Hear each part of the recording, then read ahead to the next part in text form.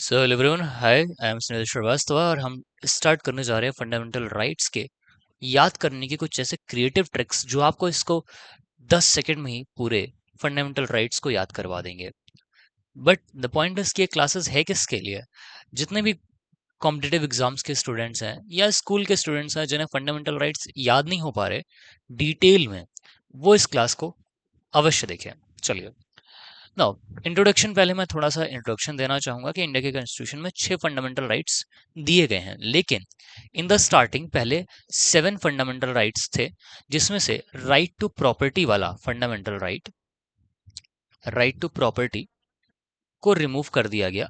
मैं ट्रिक इसके बाद बताऊंगा, अभी मैं आपको इसका बेसिक बता रहा हूँ जो क्वेश्चन जनरली पूछ लिए जाते हैं एग्जाम्स में। ठीक है, तो राइट टू प्रॉपर्टी को रिमूव किया गया। ठीक है, ओके।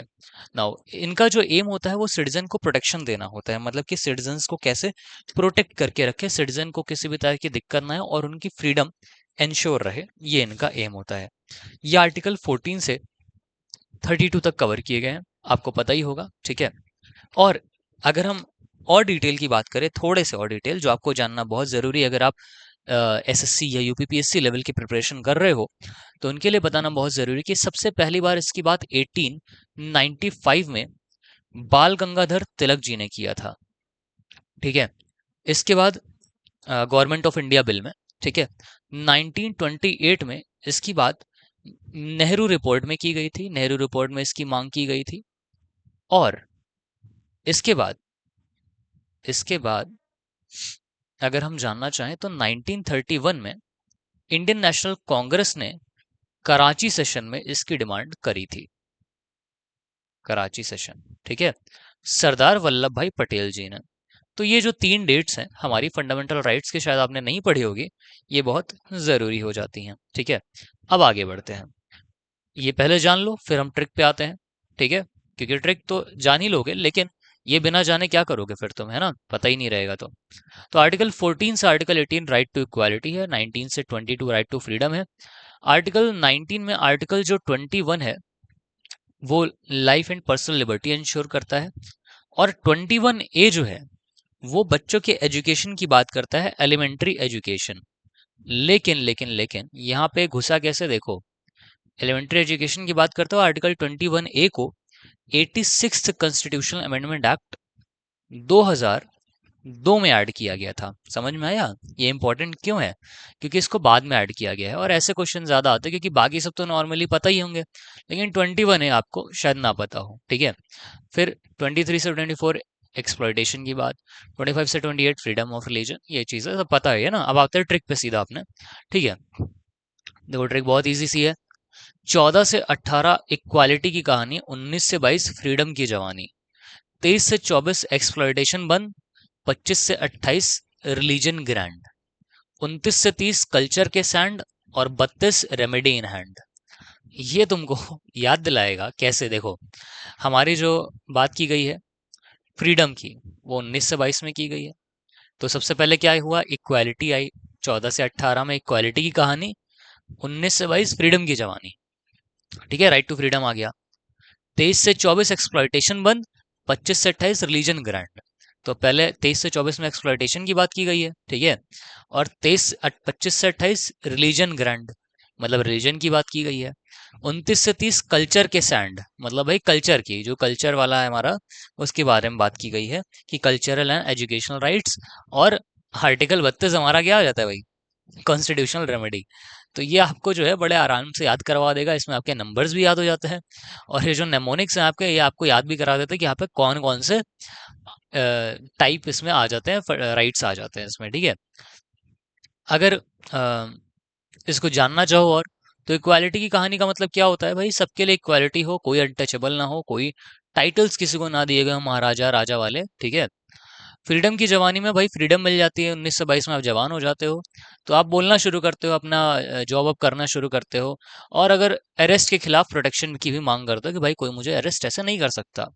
ठीक है, एक्सप्लॉयटेशन बंद, एक्सप्लॉयटेशन मतलब ह्यूमन ट्रैफिकिंग और चाइल्ड लेबर से रोको भाई, अब तुम और बड़े हो गए 23-24, तुमने कहा ह्यूमन ट्रैफिकिंग एक्सप्लॉयटेशन बंद, रिलीजन ग्रांड। ठीक है, रिलीजन की बात हम बात किया, कल्चर के sand, remedy in hand, minorities के राइट्स और इंस्टीट्यूशन को प्रोटेक्ट, कल्चर हो गया, ठीक है, कल्चर एंड एजुकेशनल राइट। और remedy in hand, supreme court तक सीधा जाने का अधिकार आर्टिकल 32 आपको देता है, ठीक है। ओके, अब बात आती है कि सर इसके अंदर भी और कुछ है क्या? हाँ, इसके अंदर भी बहुत इंपॉर्टेंट चीजें हैं जो आपको जानना जरूरी है, तो आइए उनको डिस्कस कर लेते हैं जरा एक बार, ठीक है। देखो, देखना आराम से समझ में आएगा तुमको, ठीक है। अब देखो, हमारे पास जो आर्टिकल 14 है, ठीक है, आर्टिकल 14 वो क्या कहता है? वो कहता है राइट टू इक्वालिटी, इक्वालिटी की बात करता है। इक्वालिटी में equal protection of law and equality before law, मतलब कि इक्वल प्रोटेक्शन भी चाहिए लॉ की सबको, और इक्वालिटी भी चाहिए लॉ के सामने सबको, ठीक है। एक हमारा यूएसए से लिया गया है और एक हमारा ब्रिटेन से लिया गया है, ठीक है। आर्टिकल 15 क्या करता है? आर्टिकल 16 क्या करता है? आर्टिकल 17 क्या करता है? आर्टिकल 18 क्या करता है? ये सारे ही सारे तुम्हें पता है कि इक्वालिटी की बात करते हैं कि नहीं करते? बिल्कुल करते हैं सर, आपको ही पता, आपने भी पढ़ाया हमको। हाँ यार, हमने तो पढ़ाया है, ठीक है।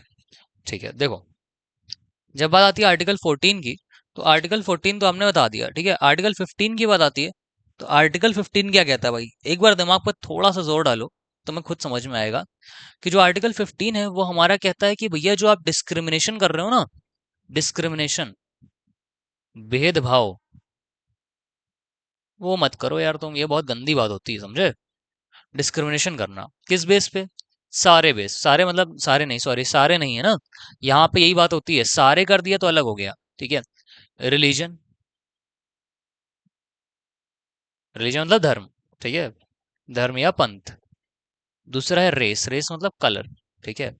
तीसरा है कास्ट, कास्ट मतलब आपकी जाति। और चौथा है सेक्स, मतलब आपका जेंडर। और प्लेस ऑफ बर्थ, जहां आप पैदा हुए हो, उसके आधार पे आपके साथ किसी भी तरह का भेदभाव अगर किया जा रहा है, तो आर्टिकल 15 उसको रोक देगा। आर्टिकल 16 क्या कहता है? आर्टिकल 16 कहता है भाई, एम्प्लॉयमेंट, जो हमारे पास अपॉर्चुनिटीज आती है ना, अब आप खुद ही सोचो, अपॉर्चुनिटी कौन सी चाहोगे तुम भाई? तुम्हें अपॉर्चुनिटी यही चाहिए ना, जॉब वाली, है ना, जॉब चाहिए। तो यहाँ पे opportunity in matter of public employment, ठीक है, एम्प्लॉयमेंट में अपॉर्चुनिटी की बात करता है ये, ठीक।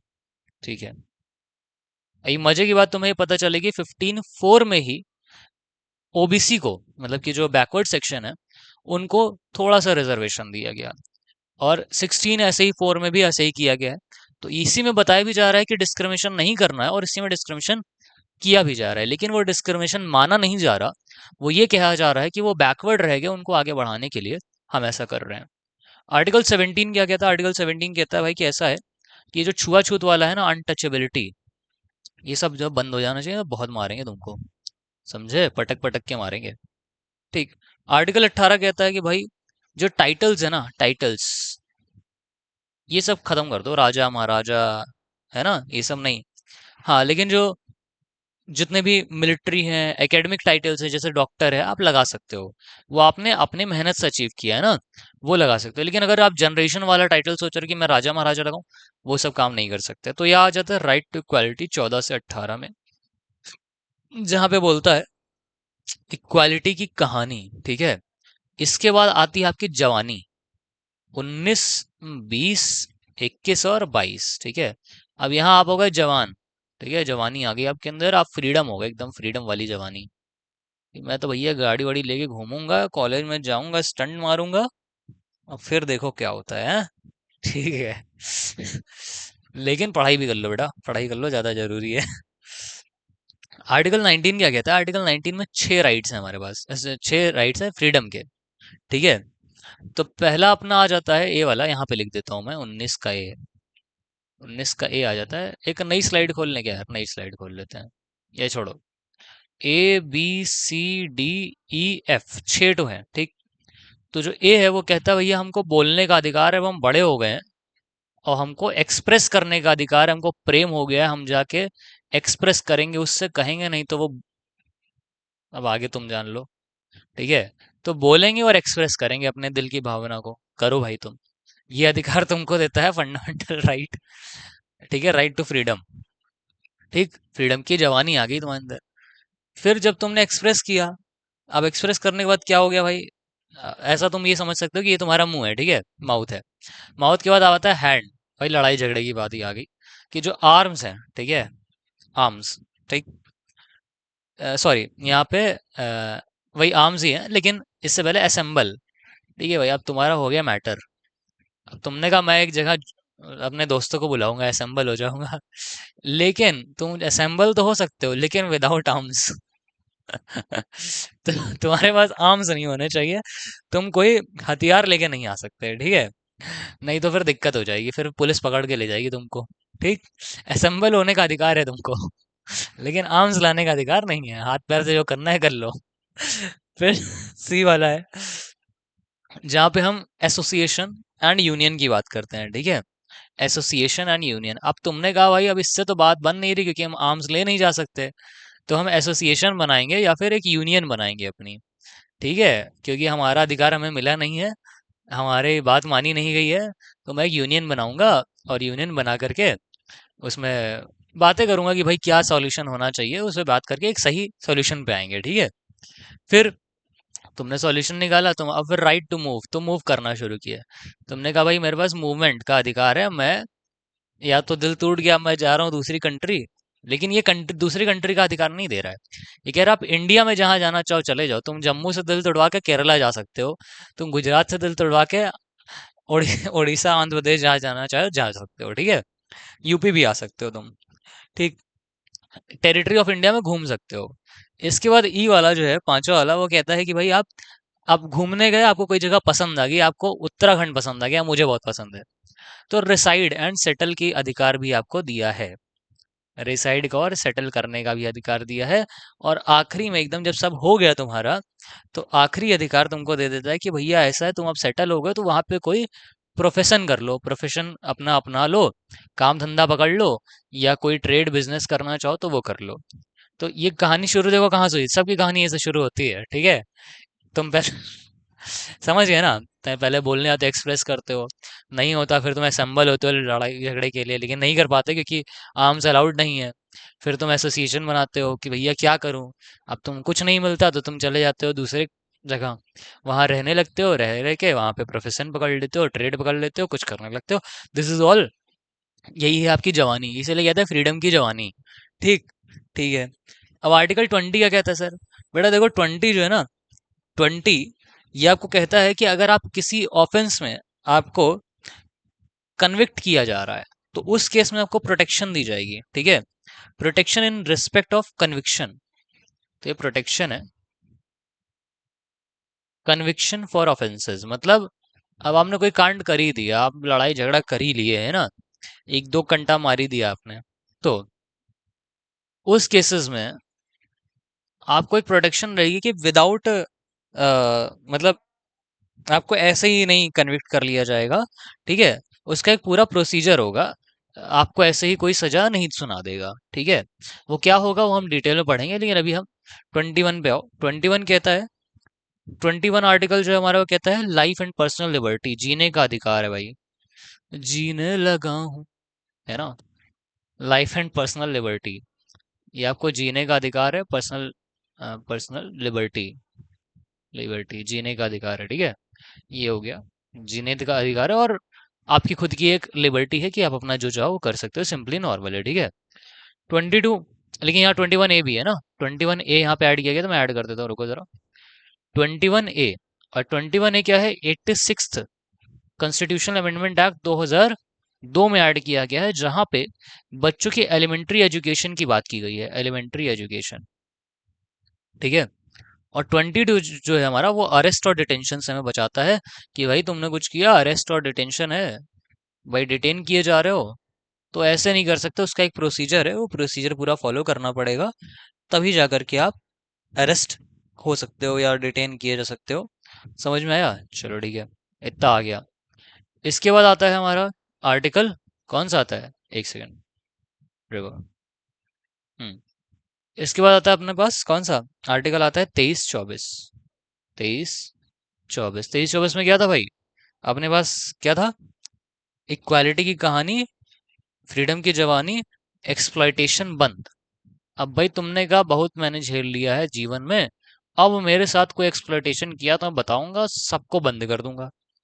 एक्सप्लॉइटेशन बंद करने की तरफ बढ़े, तुमने कहा कि किसी का ट्रैफिकिंग नहीं होनी चाहिए। ट्रैफिकिंग मतलब, ट्रैफिकिंग का मतलब होता है कि आप किसी को उठा के बेच वेच नहीं सकते हो, ठीक है। और किसी को मतलब ऐसे आई नहीं यहाँ पे, हाँ, ट्रैफिकिंग, ठीक है। ह्यूमन बीइंग और फोर्स्ड लेबर, मतलब जबरदस्ती किसी से काम भी नहीं करवा सकते तुम, ठीक, ठीक है। और 24 कहता है कि भैया एम्प्लॉयमेंट इन फैक्ट्रीज में, जो चिल्ड्रन एम्प्लॉयमेंट है ना फैक्ट्रीज में, ये बिल्कुल मना है। क्योंकि छोटे बच्चे जो होते हैं ना, अब भाई उनको सही से काम करने नहीं आ रहा या आता भी है तो उनसे गलतियां हो सकती हैं, ठीक है। अब उन फैक्ट्रीज में बड़ी बड़ी मशीन्स होती हैं, अगर कोई किसी बच्चे को लग गई, उसकी लाइफ तो पूरी खराब हो जाएगी आपके चक्कर में। उसको समझ तो थी नहीं, वो आ गया काम करने, वो कुछ और भी तो कर सकता है ना। पढ़ सकता है, पढ़ा सकता है, ये सब चीजें कर सकता है। तो ये दो चीजें एक्सप्लॉइटेशन का, बात दो ही हमारी, एक ह्यूमन बीइंग का ट्रैफिक और एक चिल्ड्रन का फैक्ट्री में एम्प्लॉयमेंट, फोर्स लेबर, ये तीन चीजें इसमें आती हैं 23 और 24 में, ठीक है। एक्सप्लॉइटेशन यही होता है हमारा, एक ट्रैफिकिंग होती है और एक फोर्स लेबर होता है और चिल्ड्रन एम्प्लॉयमेंट फैक्ट्रीज में होते हैं, ठीक। फिर आता है 25 से 28, 25, 26, 27, 28। इसमें क्या कहता है exploitation one, religion grand, religion grand. अब यहाँ पे रिलीजन आ गया, ठीक है। तो रिलीजन में आर्टिकल 25 हमारा कह रहा है, जल्दी जल्दी इसको कंप्लीट करते हैं, या फिर आप 25 से रहने दो, 25 26 से मतलब ज्यादा इसमें मत जाओ, ठीक है, इसको हम डिस्कस करेंगे। और 29 30 हमारा कल्चर एजुकेशनल राइट्स आता है, 32 हमने बता ही दिया, ठीक है। तो आई थिंक इतना बताना काफी होगा। नेक्स्ट आप वेट कीजिए हमारी नेक्स्ट क्लास के लिए। फ्रीडम की जवानी, इसको ध्यान रखना, ये बहुत इंपॉर्टेंट हो गया है, बढ़िया से मैंने बताया, याद भी रहेगा। थैंक यू वेरी मच, मिलते हैं नेक्स्ट क्लास में।